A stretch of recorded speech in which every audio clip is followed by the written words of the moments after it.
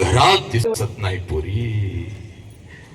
2 पावलं उचलून जेव्हा घरामध्ये मी प्रवेश करते ना ग, हे माझ्या लेकरं, 2 पावलं उचलून जेव्हा घरामध्ये मी प्रवेश करते, भिंतीवरती मला माझ्या बापाचा फोटो दिसतो आणि काळीज माझं सर्र करत पोरी, काळीज माझं सर्र करत. बाप जिवंत असताना बापाला एखादं नवीन चप्पल घेऊन आले असते तर किती बरं झालं असत. बाप जिवंत असताना बापाला एखादा नवीन शर्ट आणून त्याच्या अंगामध्ये घातला असता तर किती बरं झालं असत. बाप जिवंत असताना बापाला एखादी कडकडून मिठी मारली असती तर किती बरं झालं असत. बाप जिवंत असताना थोडस गरम पाणी करून बापाला आंघोळ घातली असती तर किती बरं झालं असत.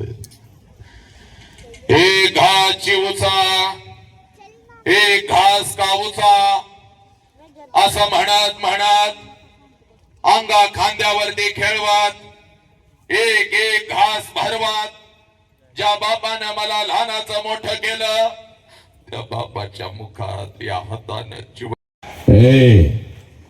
जोपर्यंत आई बापाचा श्वास सुरू आहे, आई बापाचा श्वास सुरू आहे, आई बापाच्या प्रत्येक श्वासावर प्रेम करा. एकदा का आई बापाचा श्वास निघून गेला, भिंतीवरचा बाप कधीच खाली येऊन आपल्याला मिठीत घेत नसतो. आणि भिंतीवरची आई कारट्या पोटाला अगोदर काहीतरी खान, मग कुठं बोंबलत जायचं तिकडे जा, तुझ्यासाठी मी पण उपाशी आहे की सकाळपासून. हा आवाज आपल्याला स्वयंपाक घरातून कधीच येत नसतो.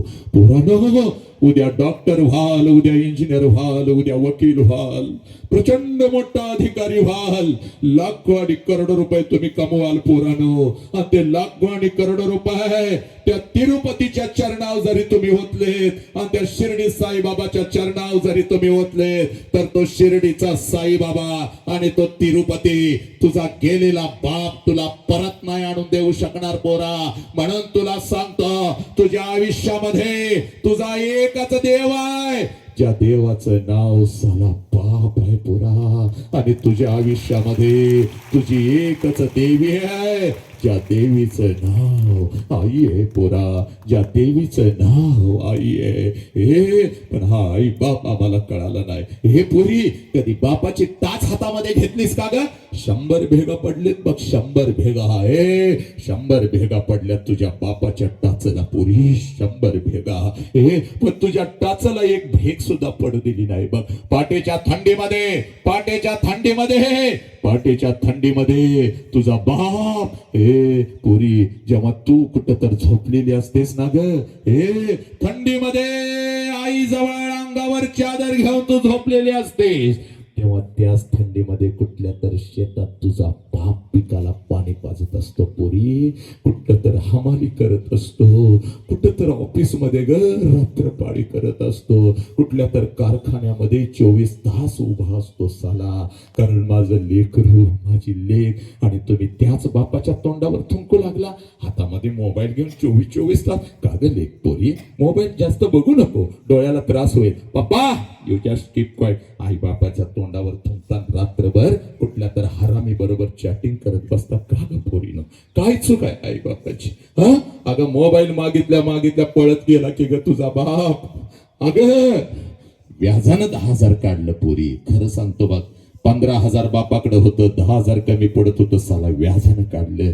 तुझ्या हातात मोबाईल आणून दिला आणि त्याच मोबाईलच्या माध्यमातून कुठला तर कुत्रा, ए पोरा IPLच्या रना मोजत बसलास नालाय का? यानं एवढ्या रना काढल्या, त्यानं तेवढ्या रना काढल्या, हा असा तो तसा, यानं एवढे करोड रुपये घेतले, त्यांच्यासाठी टाळ्या काय वाजवता, रात्रभर फटाके काय फोडता. आणि तुझ्या जन्मापासून तुला मोठं करेपर्यंत तुझ्या आई बापानं या पाचरेच्या रस्त्यावर किती राना काढल्या पोरा याचा हिसाब ठेवलास कारण आलाय का? कधी बापाच्या गालावरून हात फिरवलास का? पप्पा आय लव्ह यू म्हणून कधी बापाच्या गालाचा मुका घेतलास का रे? तुझ्या अंगावर जे आज कपडे आणि अंडरवेअर आणि पायात चप्पल आहे ते फक्त आणि फक्त तुझ्या आई बापामुळे नालाय का? कोणीतरी बेगडी येतो विमल खाव म्हणून सांगतो ते तुमचे आदर्श झाले. गांजा तुमच्या हातामध्ये देऊ लागले. हा दारूचे ग्लास कसे रिचवायचे तुम्हाला ते सांगू लागले. खोटी प्रेम कशी करायची तुम्हाला ते सांगू लागले आणि ते तुमचा आदर्श झाले. आणि आज हा वसंत अंकारे व्यसनमुक्त झाला पाहिजे माझा देश म्हणून फिरतो. नालायकानो मला ट्रोल करताना माझ्या लेकीला उचलण्याची वार्ता करता. किती पोरी एक लेख माझी नाही रे, या राष्ट्राची प्रत्येक लेख माझ्या साल्या तुझ्या छताडावर नाचायला लावणार. त्यांना त्याच्या मनगटात ताकद भरणार. तुझा बाजार 2 वर्षात उठवणार या राष्ट्रातून नालायक.